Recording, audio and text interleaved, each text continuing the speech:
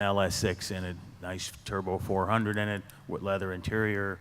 It looks like a stock car, but that's what I want. So I certainly have modified cars. I've owned 5 ZL1s in my life. I have 2 ZL1s now with original engines. And about 10 years ago, the cars started getting so expensive that I built a clone. I built a clone to drive on the street and left the good cars in the garage. So it's really, to me, up to someone's desire.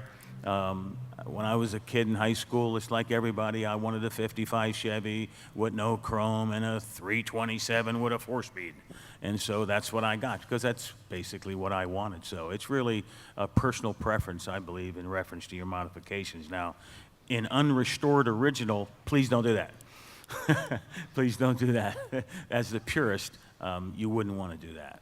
Yeah. Just jump in a little. I think that collecting is an evolving process for the collecting hobby. It's an evolving process for the collector. And I think that when you first start collecting, you might buy the car that your neighbor had across the street that your dad couldn't afford, and you buy that. But eventually, I think most collectors become a little more sophisticated. They decide what they like, and all of collecting is kind of a niche collecting. Some collectors have several niches, some just have one. So, you know, you find your niche, and then you kind of find the guys that are collecting that niche, and you become friendly. It's a fraternal order. And, you know, you can do multiple niches like Reggie, or you might just have one niche. A lot of people think that I am the concept car collector, which that is my niche, but I also just recently, in the last 5-6 years, got into motorcycles. So, you know, it's an evolving process all the way around, and you just have to pay attention to it. It's a nice way to spend your time, you know. I can talk cars all day and all night, but I know my production manager's smiling at me here and saying we have 2 more minutes. How about we have one more question? Hi, I'm Kurt Machasik from Detroit, Michigan. Just wondering what anybody's thoughts on, I know you guys were talking about European cars. Tatra? Anybody? What is it? Tatras are great cars. I think they're really taken off right now, especially the earlier cars. So. Earlier, meaning the 30s? What's that? 30s? 1930s? Yeah, I mean the 50s you know, the 50s ones I don't think have really taken off yet, but they're so interesting and so unusual that any car that's interesting and unusual is gonna get a following.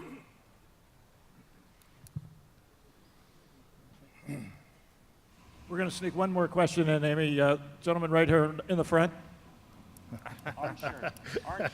Sorry, somehow I got in. Jerry Kaufman from Orrville, Ohio, and this is for Reggie.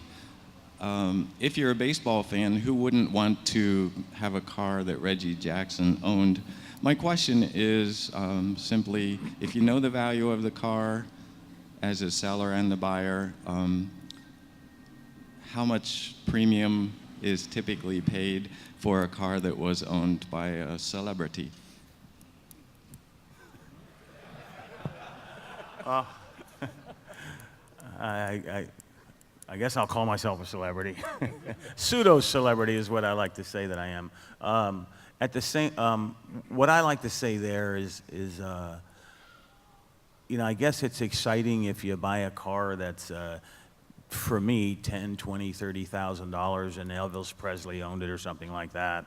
I think that there are some celebrities that do add what they call provenance and add value to the car, and a person like Elvis Presley has done that. Certainly Steve McQueen has done that. John F. Kennedy with the president's car has done that.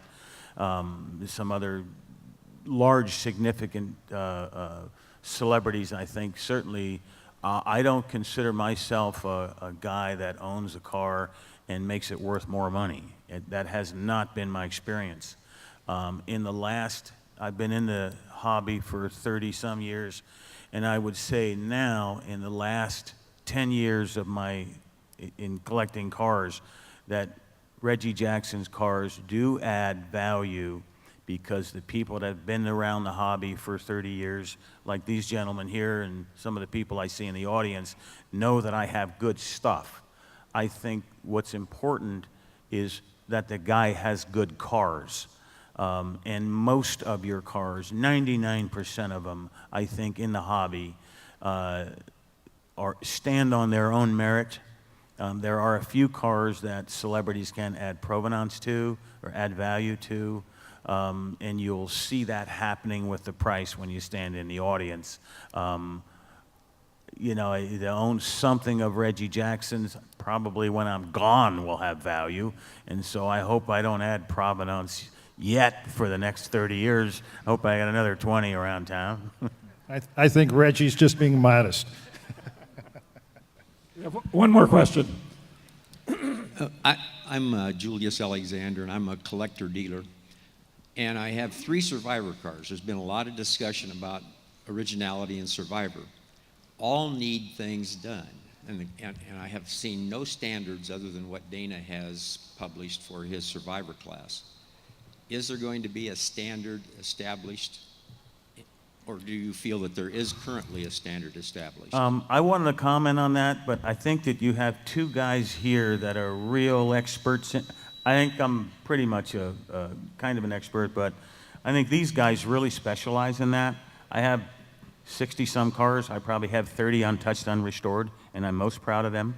But I think I know a lot about it, but I kind of want to hear what these 2 guys have to say about it.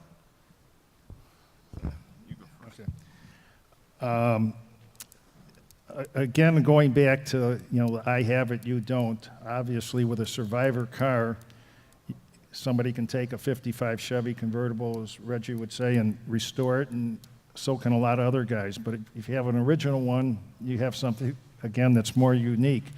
In the Bortz Auto Collection, I always like to brag about our 1954 Pontiac Bonneville Special. It's so original. So original. It's never been touched.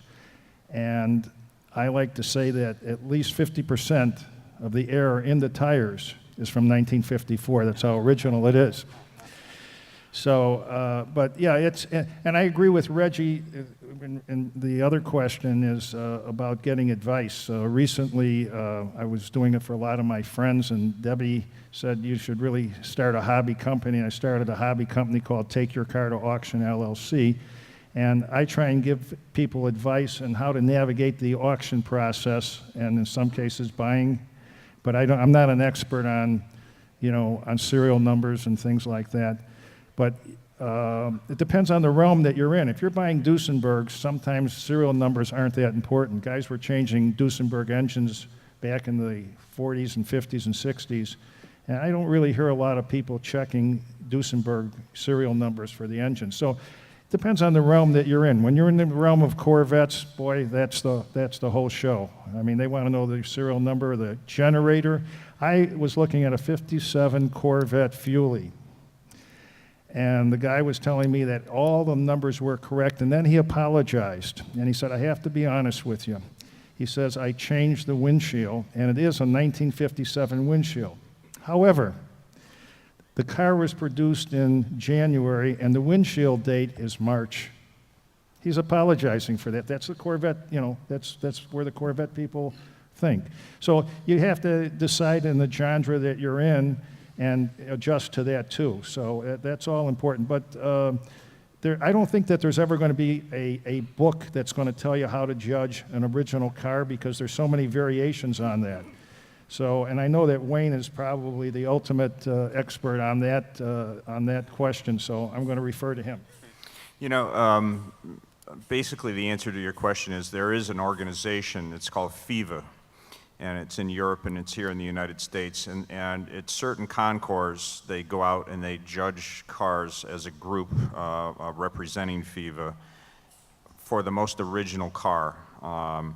I was very fortunate to bring my Hudson Italia to Meadowbrook a couple of years ago and win the FIVA award, and to me, that's like winning Best in Show at Pebble Beach.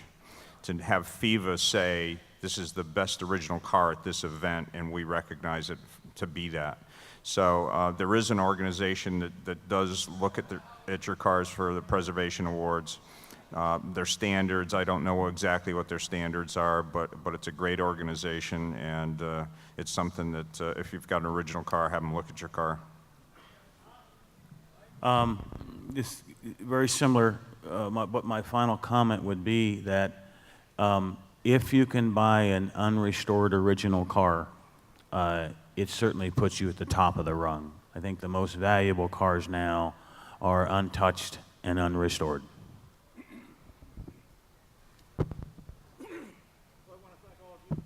Coming out early this morning. We certainly appreciate you all getting up early and being part of things with us. And how about a great big round of applause for our celebrity guests?